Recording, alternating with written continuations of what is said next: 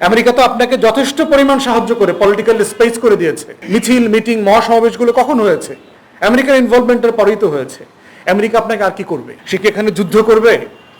আমরা কি একমত হব যে একটা ফ্রি ফেয়ার ইলেকশনের জন্য আমেরিকা এখানে সোলজার পাঠাবে? সে আপনার জন্য আর কি করবে? গণতন্ত্র প্রতিষ্ঠার দায় আমেরিকার নাই, জায়গাটা বাংলাদেশের মানুষকে বুঝতে হবে।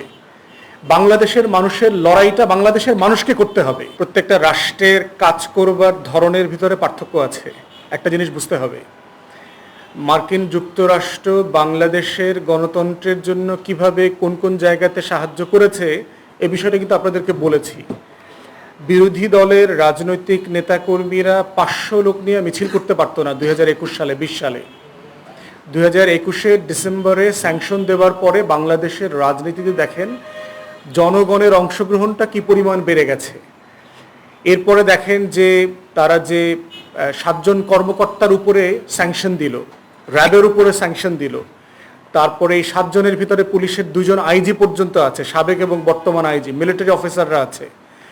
সেনাবাহিনীর অনেক কর্মকর্তারা এখন কেউ র্যাবে পোস্টিং নিতে চান না, মানবাধিকার লঙ্ঘন করে এমন গোয়েন্দা সংস্থাগুলোতে সেনা কর্মকর্তারা যেতে চান না, কারণ এই মানবাধিকার এনলিস্টমেন্টের উপরে ভিত্তি করে তারা আবার মিশনে যেতে পারবেন কিনা এটার প্রশ্ন জড়িয়ে আছে। অতএব এটা কিন্তু যথেষ্ট পরিমাণ ভীতির সঞ্চার করেছে।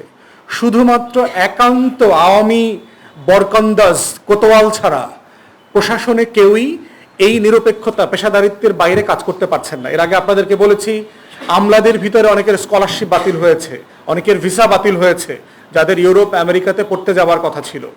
তো সে আপনার জন্য আর কি করবে? ঢাকা মেট্রোপলিটন পুলিশের যে এলিট ফোর্স ছিল সোয়াট, তার সাথে আমেরিকা ডিসএঙ্গেজ করেছে। আমেরিকার ভিসা রেস্ট্রিকশনের যে পলিসি সেটা কন্টিনিউ চলছে। এই বাস্তবতাগুলোতে ধরতে হবে এবং দেখতে হবে যে বাংলাদেশের রাজনীতিতে সে কি করবে।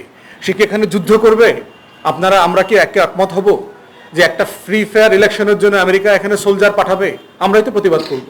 এটা তো আমেরিকার বিজনেস না। আমেরিকার গণতন্ত্র প্রতিষ্ঠার দায় আমেরিকার নাই, জায়গাটা বাংলাদেশের মানুষকে বুঝতে হবে। বাংলাদেশের মানুষের লড়াইটা বাংলাদেশের মানুষকে করতে হবে। এটা কোনো কাটপেস জিনিস না। বার্মায় দেখেন না কি হচ্ছে। বার্মায় সেনা শাসন আসার পরে কি হয়েছে? 4,500 মানুষ যুদ্ধ করে মারা গেছে। কয়েক সপ্তাহের ভিতরে, 2 সপ্তাহের ভিতরে 2,500 লোক মেরে ফেলছে। আপনি গণতন্ত্র চান, কিন্তু আপনি বাসায় বসে ফেসবুকিং করবেন, আপনি লড়াই করবেন না। তো আপনার গণতন্ত্রের দায় কার? আমেরিকা এসে এখানে আপনার গণতন্ত্র কায়েম করে দিয়ে যাবে? আমেরিকা তো আপনাকে যথেষ্ট পরিমাণ সাহায্য করে পলিটিক্যাল স্পেস করে দিয়েছে। বাংলাদেশের গত 15 বছরের ইতিহাসে এই আওয়ামী দখলদারদের হাতে সবচেয়ে বেশি মিছিল, মিটিং, মহাসমাবেশগুলো কখন হয়েছে? আমেরিকার ইনভলভমেন্টের পরেই তো হয়েছে। আমেরিকা আপনাকে আর কি করবে?